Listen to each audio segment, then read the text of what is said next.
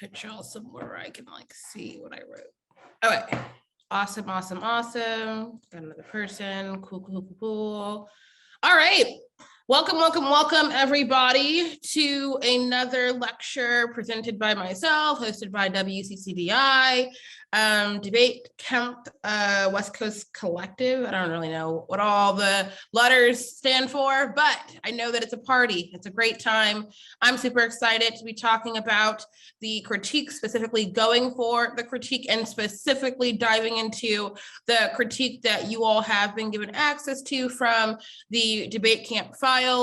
I also put together this file, so that's also why, it's a bit more specific to this critique to be helpful to you all. Things that you can expect from this lecture are a few things. One, organization of what the parts of a critique are. This might be old knowledge to some of you all, but I'm a big believer in foundations and understanding them. It never goes out of style. It is always relevant and only reinforces what your skills can be, will be in the future. The other thing from this lecture will be breaking down the different parts of the particular K file, the environmental justice critique, in explaining the different parts of an argument for the critique, and then we'll go into 2NC kind of thoughts, strategy, and ending it there. Hopefully there'll be some questions that I would love to answer, and we will get started. And please stop me as you have questions. I do not expect there to be no questions, because that would be ridiculous, because I'm about to say a lot of things that might be new or might require some deeper interrogation. All right, so what is a critique? Now you might be wondering why, if you are hip to the caption Gilmore Girls. If you are not, all right, you just dated yourself and dated me.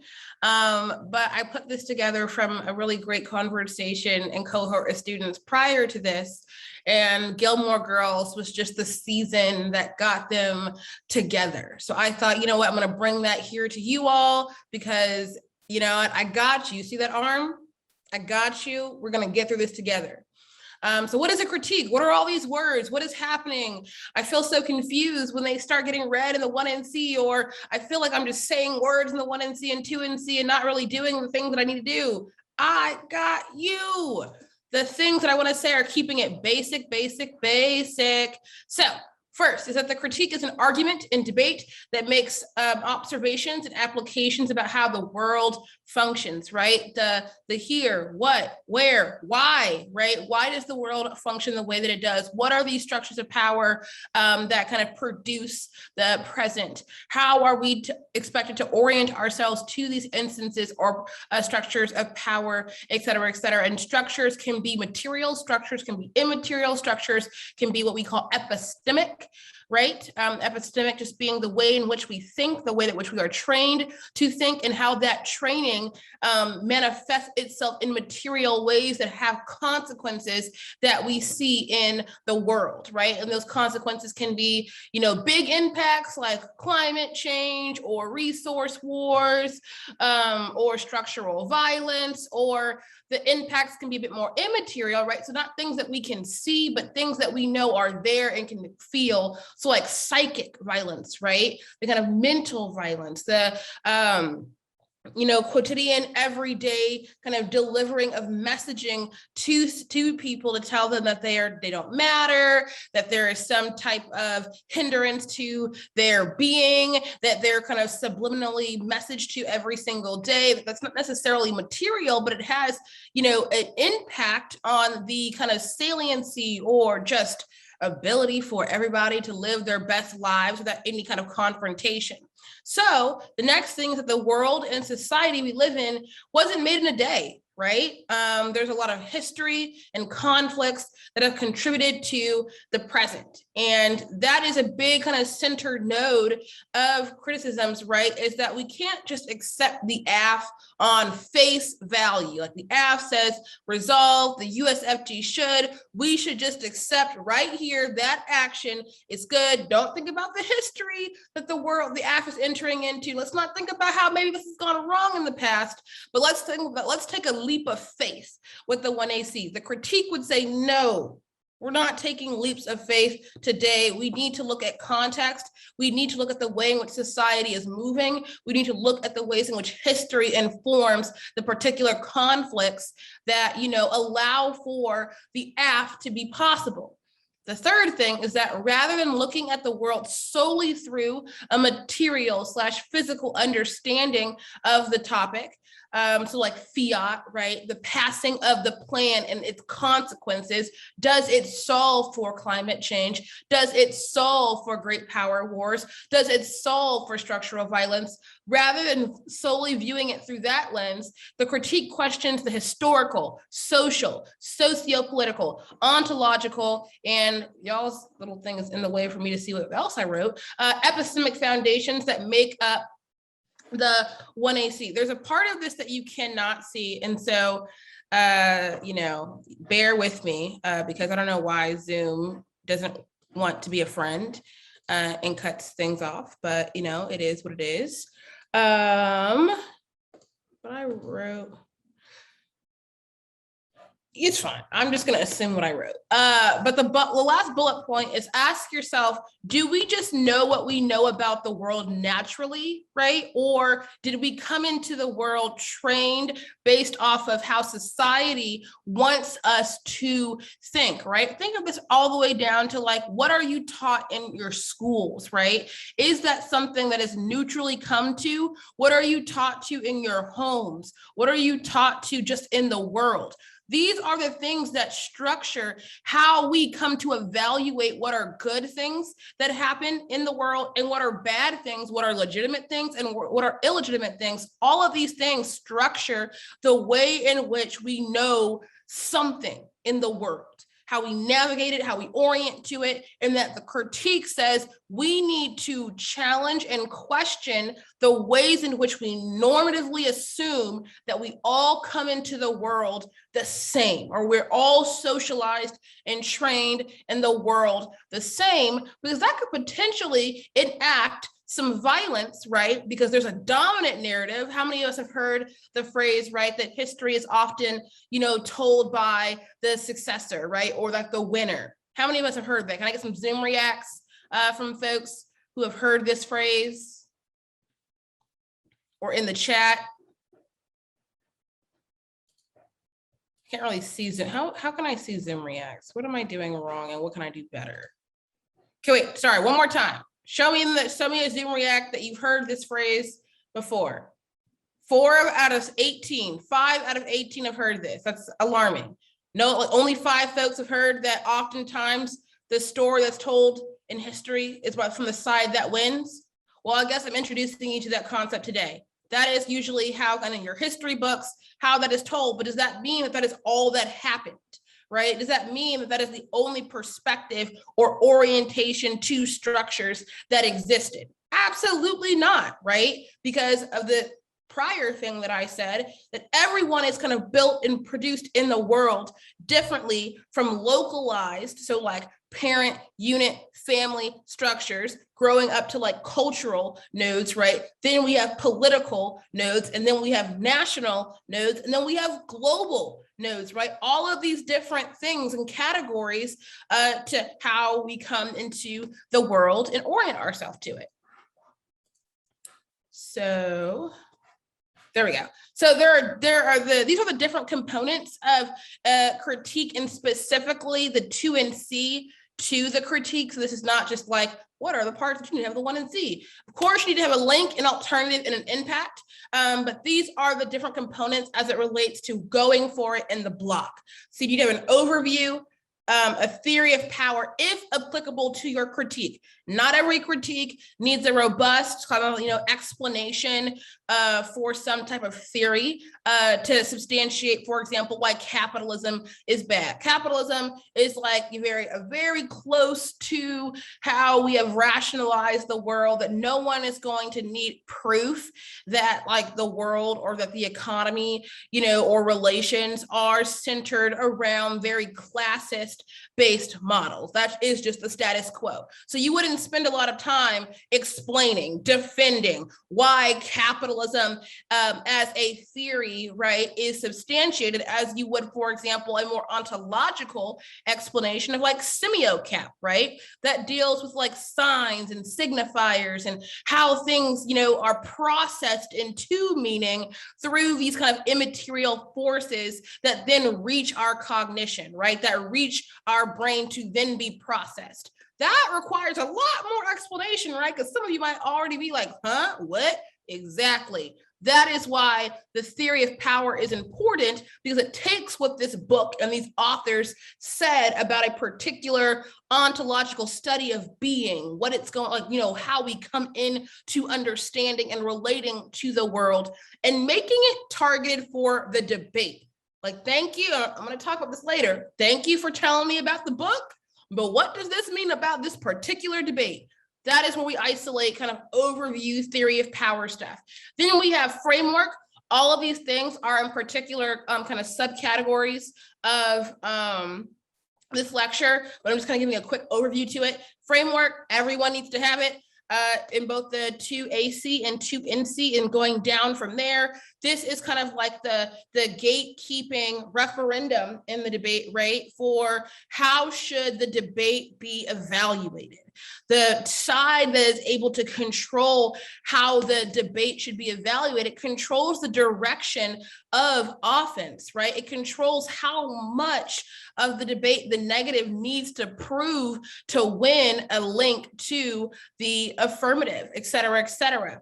So framework matters. We'll talk about it more in a second. Links, permutations, right? Links / answers to permutations, because you maybe have heard the phrase that all links are disads to permutations, and we'll talk about that later. And of course, lastly, the most important maybe, is the alternative. What does the critique do? What is its solvency? How does it resolve the link arguments from the critique?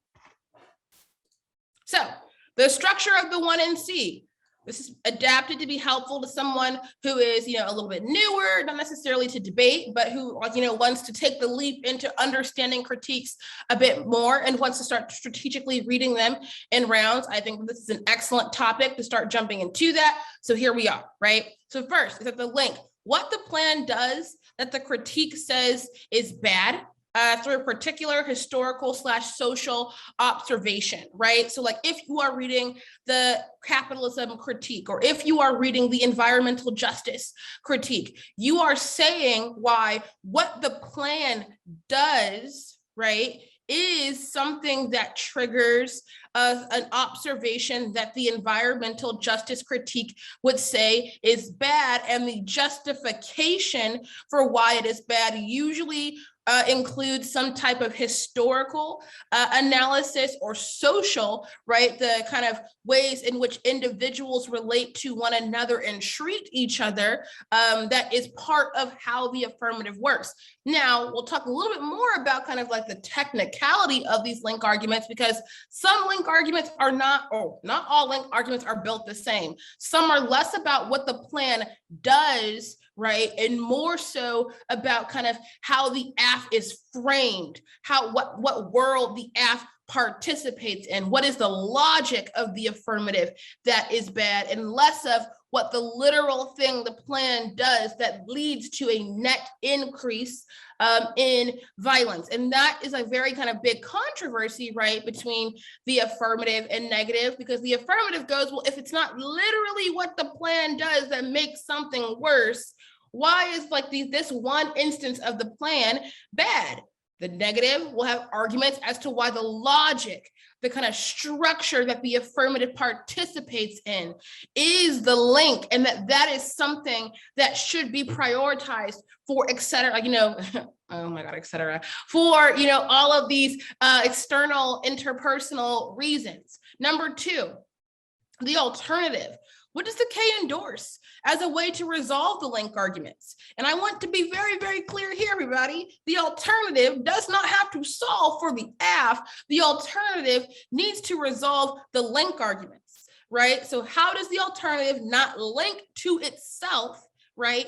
And why does that matter? Why does the alternative not linking to the links matter? And the answer in that is, does your link have an impact? Because it means, if you're used to counterplan debating, right, that the alternative in many ways shields the link to the net benefit. The link impact being the net benefit, the thing that the plan does that is bad, that the alternative avoids. So it doesn't link to the net benefit that has a very adverse negative impact, and therefore means why the alternative is net preferable. Y'all with me? Are we together on this? I've not lost yet. I got 1 thumb, 2 thumbs, 3 thumbs. Can I get 5 thumbs? Oh, about 5. Oh, 6. Ooh, 6. 8. Now y'all are just being too kind. Okay. Awesome. So 3 is an impact. What is the terminal, structural, psychological impact of the case observation, right? So this is like, is it a material impact? Is it structural violence? Is it something with the mind? Is it something, to do? Ooh, we got another person joining. Awesome. Is it terminal, like extinction, right? Like, do people just not come back from this? What goes on? And so that's an important kind of reminder to oneself to think about kind of what are impacts. Now, I hate that this is, I need to fix this, y'all. 1 second. Like, we're going to have a Jazmine moment where she figures out why it's cutting off, because I'm going to have it in both so that I can see precisely what I wrote. So I apologize for the slight delay. We'll be back to regular programming in a second. Hopefully we are learning a lot and we're enjoying our time. Can I get an audible? I'm enjoying my time while I get my life. Can somebody give me that? I'm enjoying my time. Okay, Joaquin, I enjoy that you are enjoying your time. Anyone else? Anyone else enjoying their time learning something? This is a really good time. Okay, really good time. Good time. Anyone else? I saw a couple confetti emojis in the chat. Okay, confetti.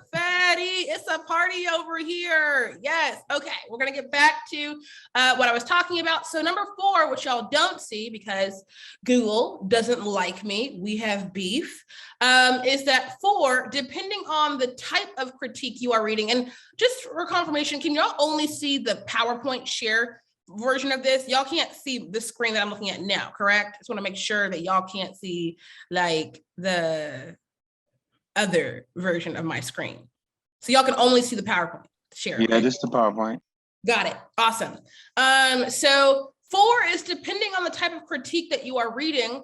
It is a card that substantiates the theory, observation of the critique, right? So if you're reading a large ontological argument, so if you're reading some kind of Baudrillard or some type of Afro-pessimist or some type of just post-structuralist theory that requires kind of a series of steps to get to what does this mean? How do we get to the material? How do we get to having these conversations? And it kind of pauses and goes, well, before we could even begin to ask the question of what one must do, we must return to what the being of beings were that got us to the question. Yeah, that kind of stuff, that requires a card. That requires some type of theory card that tells me why you are trying to take me back right to the light, to understand how it comes back to the material.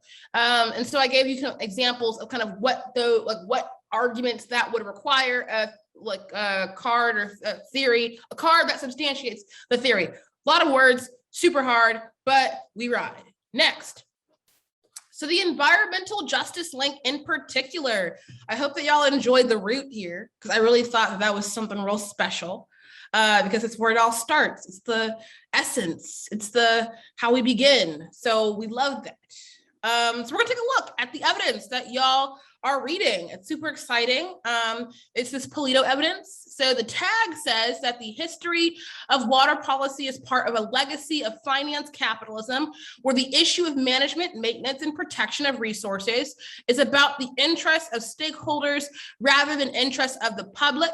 Black and brown and low-income people become targets of this U.S. ideology and justifies their continual disposability, right? So this is a link argument, and we're going to talk about, and this is the Polito evidence. If you're like, what card is that? It's right there. You're staring at it. It's the Polito evidence, and we're going to talk about what is the argument. I got you, right, y'all? I told you we're going to go through this step by step together. So this linked piece of evidence is saying that when it comes to water laws in the U.S., racial capitalism plays a large role in the solution process, right? And so maybe we should take a step back and talk about what is racial capitalism, as it is an important part of what the environmental justice critique is. And essentially, right, we know what capitalism is, right? Kind of seizing the means of production and creating these kind of classist divisions on what roles do people play in the production of commodities, right? And that there needs to be exploitation. Like in capitalism, there has to be room for exploitation, because that is where margins for excess and therefore surplus value exist, right? So like, if, for example, right, if I made $100 with my business, like, and, you know, we got to celebrate that, but that's not really going to pay the bills. But let's say I made $100 from my business. I have 3 employees, right? Got to pay them.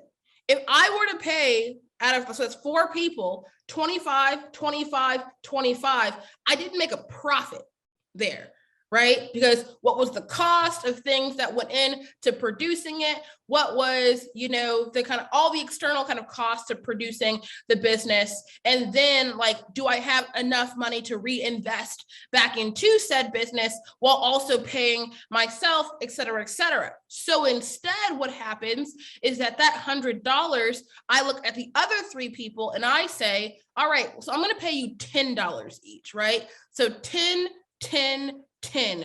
That expands the amount of profit, right, that I made, but that there is exploitation in that, right? Because it means that the labor that the individual put into producing the product, there is not a 1-to-1 correlation. If that person put in $50 worth of labor and does not receive $50 in return, that means that there is exploitation present, because capitalism works on profit margins, right? On excess. And the folks that have access to this excess, right, and are able to kind of continue to exploit individuals for the purpose of producing more material goods, immaterial goods, et cetera, have the power and control really of society, right, that, you know, controls the value of individuals. Are y'all with me? This is making sense? We understood what capitalism was, but I just wanted to make sure that we're on the same page. Great. So then racial capitalism, right, is not that it's race plus capitalism, like capitalism comes first and then there is racism, but rather the ways in which raciality is always already a mode of exploitation and body regulation. Right? There is a value in being able to exploit the bodies of Black and brown individuals to create a larger profit margin for the kind of continuation of society, right? And we see this in the context of, like, I'm using this as like a critical phrase and not like a, you know, I love this phrase, but if we see this as in low impoverished, you know, communities, right? There is a reason why they are low, you know, low income and impoverished. It's because the money that goes towards these communities it's based in creating some type of price tag to what their bodies mean in society. It says that the most money to kind of put towards them is not profitable. And so therefore the lowest amount of money, the lowest amount of healthcare, the lowest amount of resources to be put in to provide a very stable lifestyle is what is going to be the option, because that allows for the profit margin of capitalism to continue, but also, okay, I will get back to that. Sorry, y'all. The profit margin of capitalism to continue. And so that is kind of where racial capitalism takes place, is that bodies become regulated into these particular zones, right? Into the particular neighborhoods, communities. Why? In the Polito evidence, and we'll talk now, right, about how water policy in particular has played a part in this raciality. So the Polito evidence card says that the reason why this, and by this, it means that the ways in which the legal system and private industry works is by making Black and brown folks disposable. It says that, I know, Zoom is hard. Oh my goodness, okay, right. It's because capitalism is what structures society. So exploitable labor, cheap labor, financial gain, excess, greed is the filter that society uses to see and act in the world. So now we're going to talk about links in particular. We'll kind of return back to the evidence, but so far we all on the same page of understanding kind of what the link evidence is. I will say, because this is not meant to like be a full, like, let's talk about the environmental justice case all the way down to its substantive core, but the examples that kind of substantiate this kind of regulation of Black and brown folks, right, for exploitation and kind of capital gain is a case study / an ongoing political and social and human rights issue, right? That is Flint, Michigan. How many of us have heard about what is happening in Flint, Michigan? Do we know? Have we learned? Okay. So we got about 3 people that know about what's going on in Flint.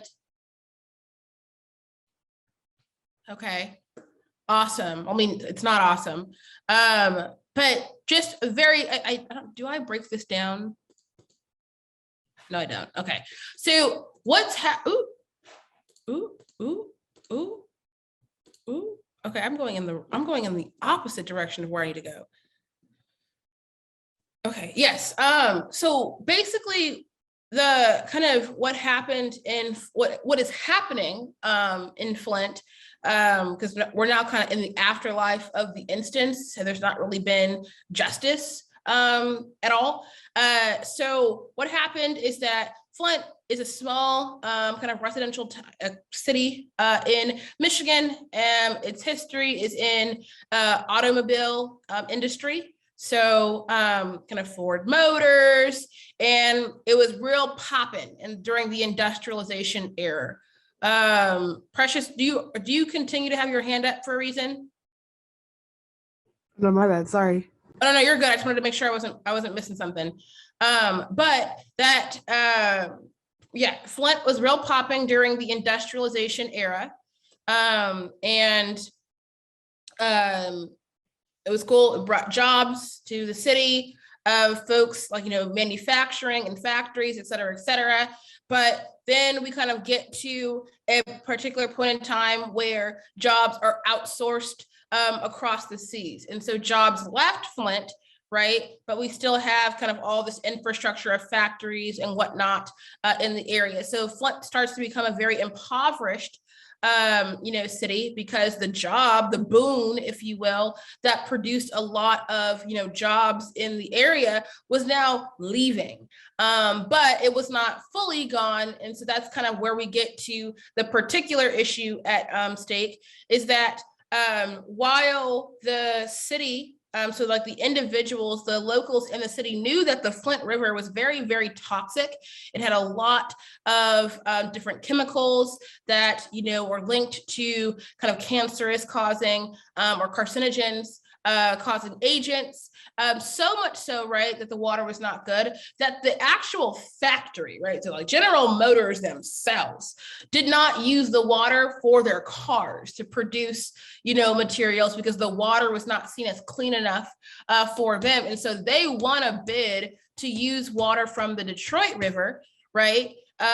Whereas the individuals, like the citizens, did not win that bid, or that at least the municipalities did not think that it was reasonable or big enough to shift the water that they were using for its residents from the Flint River to the Detroit River. So we kind of see this kind of placing a value onto low income Black and brown folks, right? That you can drink very toxic water that corrodes like metal, which, like, y'all, that's kind of wild, right? That cars deserve a better level of water than people. And so the kind of reason that goes further into the kind of why the absolution is just as bad is because all of the kind of rhetoric and solution making from like EFMs, so these are like just effective mayors and kind of like management post the situation, because it's been decided that the kind of municipality or local organization or local governments in the area are not doing an effective job at resolving problems, that the stakeholders, bondholders, were able to bond out and lease out, the bids, that were able to lease out the different kind of bids for the water usage in Flint, and we're able to kind of price out what are neoliberal, and hopefully this is not a word that is new to you all, but just like clean tech. They needed Flint as a case study to then practice out how to develop cleaner ways of treating the water, even though the kind of implementation of that has not really met the people. So we see, right, that like there needs to be this super toxic zone that then can be solved for, right, to prove that technology can be successful, right? But that kind of focuses on technology is successful, yay, and less of, wait a second, this literally requires that there are individuals whose lives are put at stake and lost, right, to kind of allow for capitalism to do what capitalism does. And that is to seize the ends and production of labor, to produce more material goods, and to exploit. Yeah, it's a little sad tale. So yeah, that's kind of like the kind of push of the link evidence. Now I have some stuff here that y'all are probably looking at and you're like, what is this? What goes on here? Not gonna go too fully into it because I have this is a very long PowerPoint and I really only have about 15 minutes with you all. So I want to kind of get to the dry bones of it. So there are kind of different types of link arguments, right? There are theory links, and there are these are terms that I use, might be called different things by other people, but theory links and functional links. And so knowing which are which will be helpful for putting together your different negative strategies. So the phrase of theory links that I'm using or I'm working through will rely heavily on your ability to win the framework debate and should be distinct from the overview / theory work. This is why being concise and cutting out the fluff is essential, because you can spend more time establishing your link arguments, right? So if your link arguments are more so kind of let's say your art is humanism bad, right? Or liberalism bad. These are kind of larger, kind of theoretical, reasons as to why the plan is bad, and less of what the plan does that's bad. Now, liberalism probably could be turned into a functional link argument, right? Like having a specific kind of arc to why human rights that rhetoric is an instance of liberalism and that's bad or something like that. But the theory links are more so kind of structures of power or structures of violence that the logic participates in, and less of what the plan did that leads to net increase in violence. Whereas a functional link applies to either the implementation of the plan, not plain, or is closer in critiquing the internal link chain reasoning of the 1AC. And by internal link reasoning of the 1AC, let's look at the fracking AF, for example, right? Like the AF, it ends a particular loophole within the Halliburton loophole, right, that allows for individuals or private entities to lease out federal lands to frack, right? And so the plan is able to, close that, and it makes it harder for said individuals to be able to do this. And like the internal link, right, for that is key in order to begin to phase out the use of fracking. This kind of internal link of phasing out to kind of maintain the economy as well as being better for the environment could be something that the functional link argument is critiquing, right? That this idea of phasing out is bad because it allows for the continual exploitation of the environment while waiting for, these kind of transitions that can be sustainable rather than wholesale, abolishing / ending any kind of use of fracking in favor of the environment and less of in favor of what can maintain the economy, right? So like that could be like a link argument to the internal link chain of the 1AC, because that's like what the plan does do, and it is how the plan would be carried out.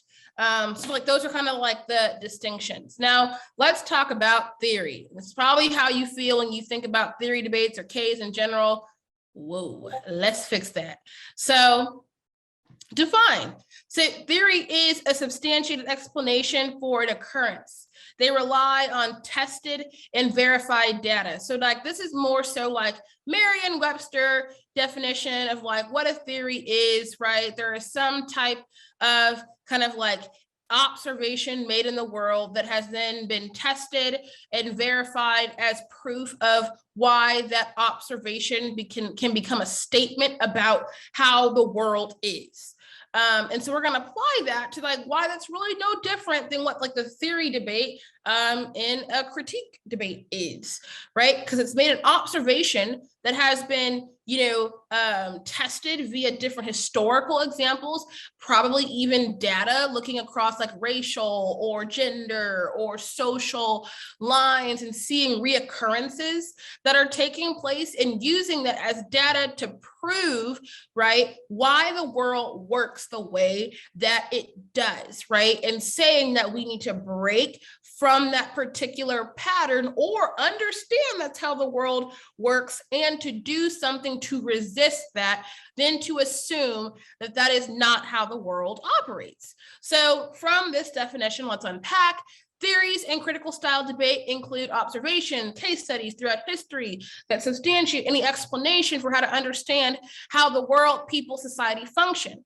Also, the theory debate explains the implication of history on the structure or foundation of the world. This is oftentimes the impact portion of the critique that is embedded across several cards. Oh my goodness, what is going on? Okay, yeah, several cards. So theory debate.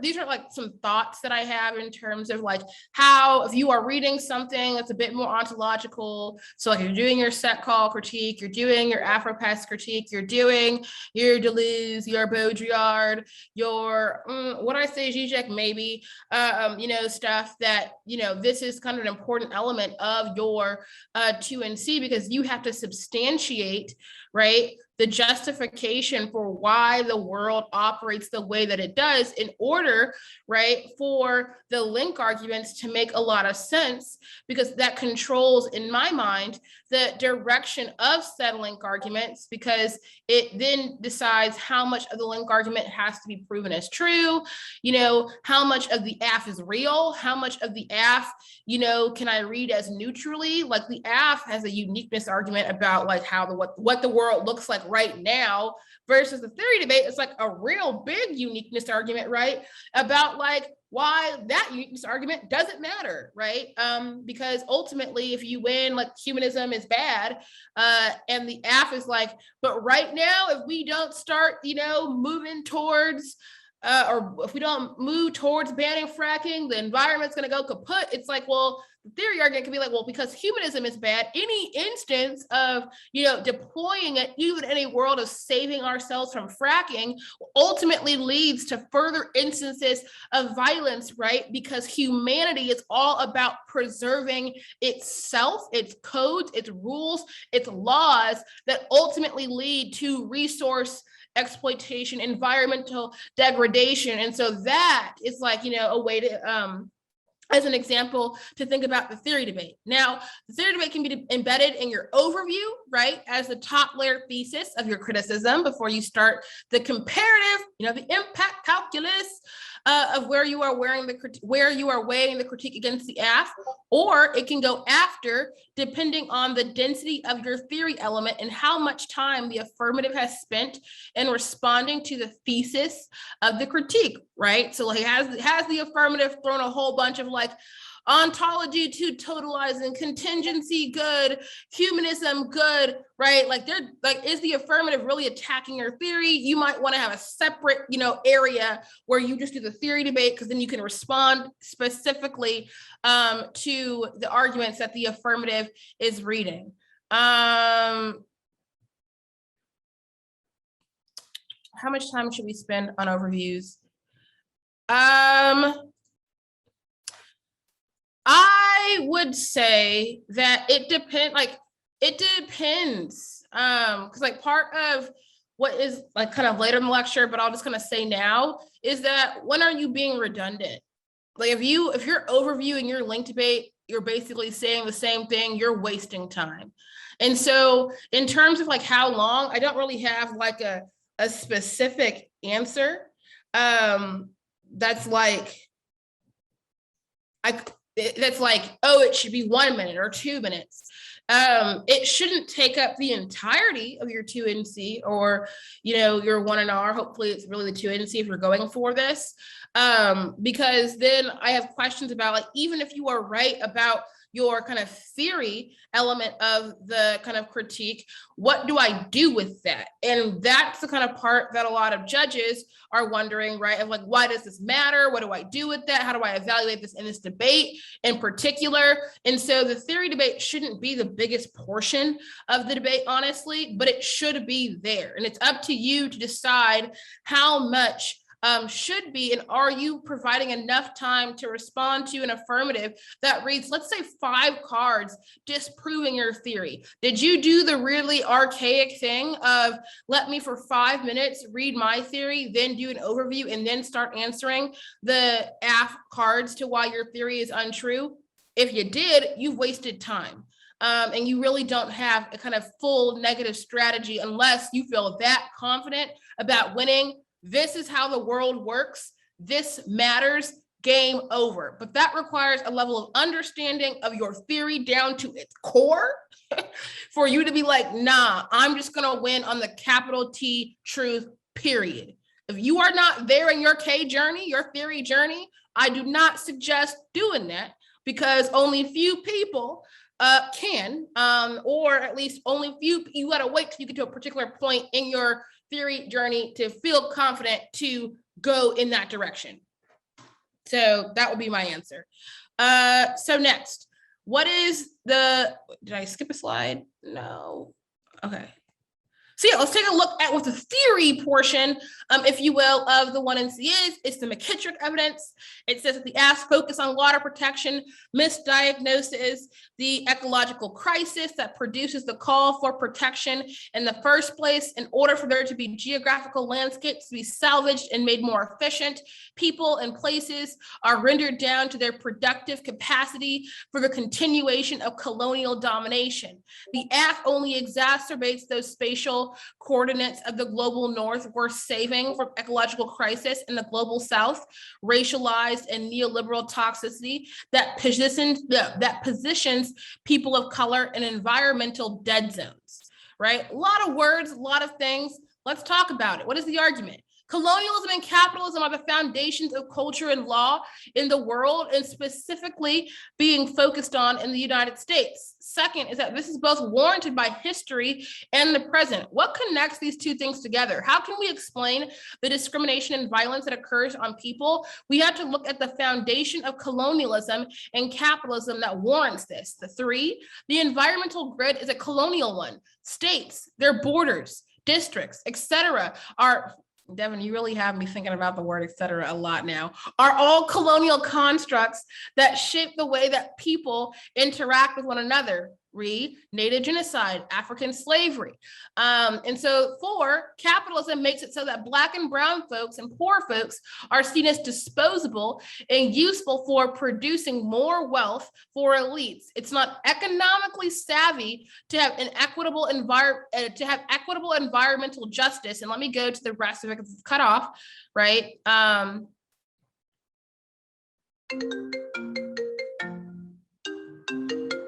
One second, y'all. Mom, I cannot talk. Okay, we're back. We love live time. Ow. Did someone say wow?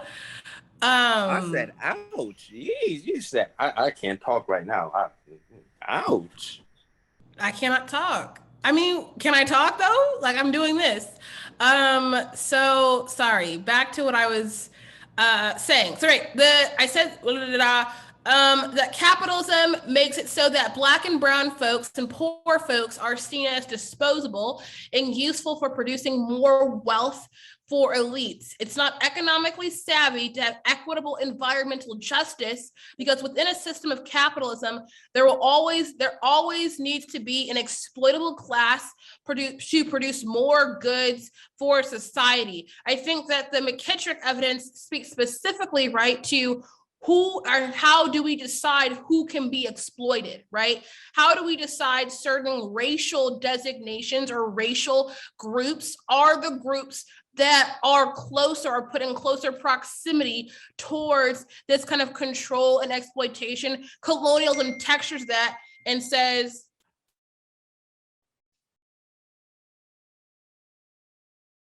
okay, sorry. My family, my brain. Where was I? What was I saying? Oh, right. Colonization is like the kind of racial lens that determines, right, how genocide, like native genocide, racial slavery are what positioned racial minorities, by POC folks, right, into these exploitable categories that they must either be freed from, right, or placed into. But that the colonialism narrative writ large is what produces a position that they belong to, right? Because when you save somebody from something, you're still saying that that's where you will find them, right? And so therefore they still belong to that kind of colonial domination. And either you place them there too, right? Like they just need to like live in these toxic zones, the global South and the global North. We have heard these phrases, right? Like the global North being like the suburbs, being like Western civilization, where like, you know, the flourishing moments of capitalism occur, you know, and then the global South that's been stripped away from humanity and is not given as equitable of resources. These things don't just happen. It didn't just like, our islands just split apart and like, the global South here, the global North there. It's no, colonialism is what perpetuated that kind of racial divide. Okay. Alternative. What is the alternative? The alternative is an intricate game. You should understand the alt as an answer to these questions. Given the theory of the critique, what is an alternate way to interact with the world? Why does the alt not link to itself? What does the alternative suggest should be the question of the debate? And how does it embody that practice? What is the alt, right? And I am going a little bit quicker because we do have to get through this. And so I apologize if it does start going a little bit faster. I'm kind of pausing for y'all to write stuff down. Writing, pause.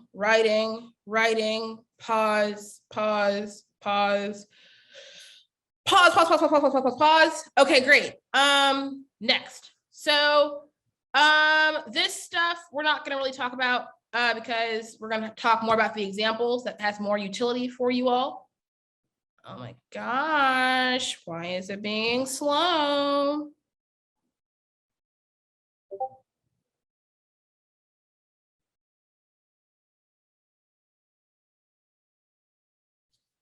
Okay, there we go. So let's talk about the alternative.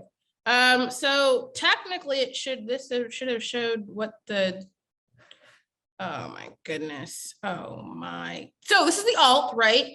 The Polito evidence, environmental justice occurs in zones of legal impunity. Vote neg to endorse an environmental justice research agenda that views the state as an adversary, right? Here's the evidence, great.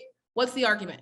So the alternative acknowledges that racial capitalism is endemic in call. So endemic is just like, it is part of, it is so completely enmeshed. It is combined, it is not separate. Racial capitalism is part of environmental justice. Environmental justice requires racial capitalism. And so the alternative understands the flawed relationship between environmental justice and the law.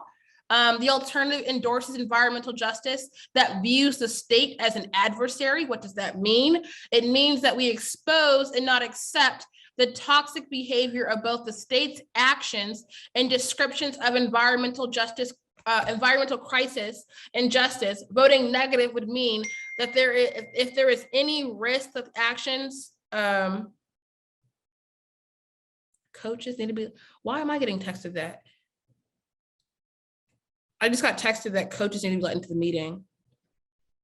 I don't have control. Do I have control over that? Hey. I'm not in control of that, right? The Zoom for coaches meeting. I just got a message from the student. Control over that. Sorry. Too many people are messaging me. Okay. Last few things, right? Is that voting negative would mean that if there is any risk that the actions and description of the AF's framing is participant to writing Black and brown folks as disposable, then the judge should reject the affirmative. The impact, don't overcomplicate it. What happens if we continue the path of racial capitalism? Impacts can be external and big, as well as interpersonal and structural. Let's see what the impacts to this K are. So we look at the evidence. The impact is extinction. Neoliberal social organization ensures extinction from resource wars, climate change, and structural violence. Only accelerating beyond neoliberalism can resolve its impacts. This is William and Schneck 13. Don't worry, I have, okay, whoa, I just need life to that up. So this is a pretty simple card, right? It just is like global civilization writ large. If it's to continue on this path of like neoliberalism and capitalism, right, that these kind of conflicts over resource wars, climate change, and structural violence are inevitable, right? Like the kind of resource inequality, the exploitation makes conflict inevitable, makes these impacts inevitable, because it's about, producing the kind of foundation for that conflict to exist in the first place, right? Because the exploitation is like the center of capitalism. It means that conflicts will always arise because it's never about equality. It's never about producing a kind of egalitarian approach to solutions, but there is always supposed to be a kind of winning class and a losing class in order to maintain some form of social organization, right? So that makes sense, right? For why then like conflict and these big stick impacts and structural violence like are just inevitable and made worse if we continue to participate, accept, endorse kind of neoliberal strategies for resolving problems. Does that make sense, y'all?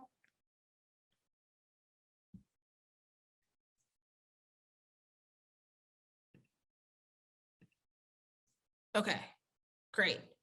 So that's what that evidence is. And then very, very quickly is it's important to roadmap out your arguments. You should not be preparing for your 2NC the day of the tournament. And if you are,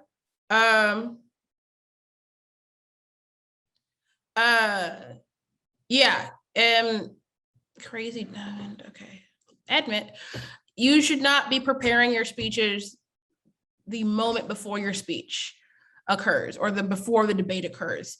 It's preparation that you do prior to the tournament, because you need to be able to locate what are 3 different 2&Rs that you can go for. Like what are 3 different strategies?